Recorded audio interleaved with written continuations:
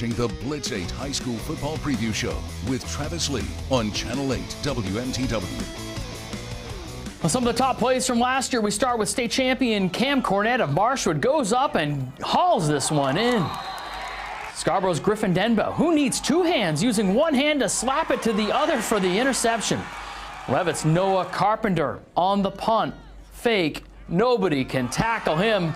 No need to punt with a wrecking ball like that. Bowls over runners or tacklers, getting into the end zone.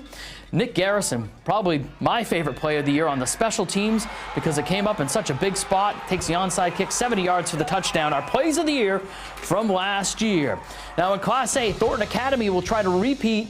The Golden Trojans capped off a perfect season by beating Oxford Hills 42-27 in the championship. It was their 5th title in the past decade and 10th overall. Now the headline of the high school football offseason was the work for a balanced schedule with new out-of-class games and matchups, hoping to create a more competitive regular season. As a way of finding more even matchups, 5 Maine and New Hampshire schools will meet in regular season games this year. I'm excited about playing Portsmouth. I hope we kind of make this a tradition, to be honest with you. Preseason rankings were used to set matchups. The majority of coaches approved the system for the year, but it relies on the assumption the preseason rankings play out accurately. It's difficult to predict, I think, you know, who's going to be the best team in the league. You know, things change, obviously, year to year, you know, and in high school football, let's face it, you have 2 or 3 injuries and you're a different team. If using a tiered and preferred pick system continues, South Portland's Aaron Filio would be in favor of a conference between athletic directors and coaches to work it out. I think the coaches know, right? And the coaches also know who would sandbag too. So if there's a coach that goes around and tries to, you know, sandbag, we'll call him out and say, come on, man, we know what you have coming back. You're better than that. All right, Michael will rejoin us here momentarily as we've been waiting to talk Class A football, Michael. And, you know, the big powers that be in this conference still look like they're going to be at the top to start things out, I think. Yeah, I'm not going to sandbag my answer here. I can promise you that, Travis. I mean, last year's state game, Thornton Academy beat Oxford Hills. I think a lot of people feel like you're going to be seeing that again in November. Back at Fitzpatrick Stadium at the next state game. This might be the year Oxford Hills gets over the hump. And obviously Eli Soren is a special talent, reigning Gatorade Player of the Year.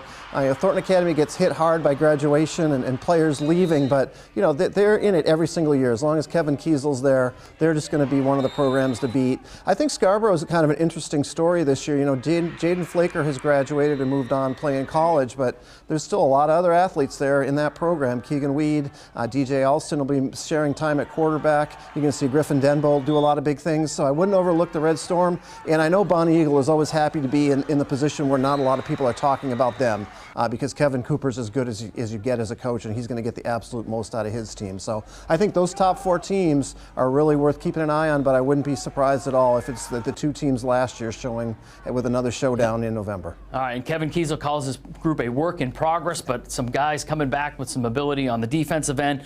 And Oxford Hill is going to start the season without their top receiving target, Tegan Pelletier, with a broken bone, but they hope to have him back soon. Lewis and 72 kids out. Things should be going in the right direction there for the Blue Devils. And Sanford, a team with a great offensive line and a couple top runners in Bissonnette and Suey coming back. Speaking of some of the top players, who are some of our top returners returning this year? Let's look at Kennedy Charles, an all-star last year at Portland, an impact player in so many ways. Mount Ararat's Shea Farrell dominated 8-man last year, could do it again. Parker Higgins of Lawrence is a workhorse coming off a huge junior season. Levitt has one of the top returning QBs in Noah Carpenter, 1,000 total yards, 15 touchdowns combined in part-time duty. Skowhegan's Adam Savage can chuck the ball. Defending D-champ Foxcroft has one of the state's top pass catchers in Caden Crocker. At Sanford, junior Jordan Bissonnette can do it on both ways. 6 foot 220, he is a load. Thornton's Kevin Kiesel says Hayden Whitney doesn't go down easy. He showed it, 13 touchdowns last year. A lot of players to watch from Oxford Hills. Linebacker Lincoln Merrill, along with his QB Eli Soren, who had 25 TD passes a year ago. And along with Soren, another Fitzy contender, Nick Laughlin of Cape, can score on D, special teams. He can do it all. Those are our players to watch. Let's check out some of our predictions for this year. Oxford Hills and Thornton. Thornton and Oxford Hills. That's our matchup in the state final. In Class B, Michael and I have Portland and Skowhegan, and Marshwood and Skowhegan. Skowhegan unanimous. In Class C, where are we going here? We've got Levitt and Herman, Cape and Herman. And then in Class D, our picks in Class D, well, we're unanimous on Foxcroft. I've got Lisbon going there. Winthrop Monmouth coming out of the other half of the bracket. In 8-man, I have Mountain Valley and Mattanock, Morrison, Mount Ararat, a rivalry game. Old Orchard, Mattanock, Greeley, and Waterville. It should be a fun season. Join us tomorrow night on Blitz 8. Thanks for watching the Blitz 8 preview show.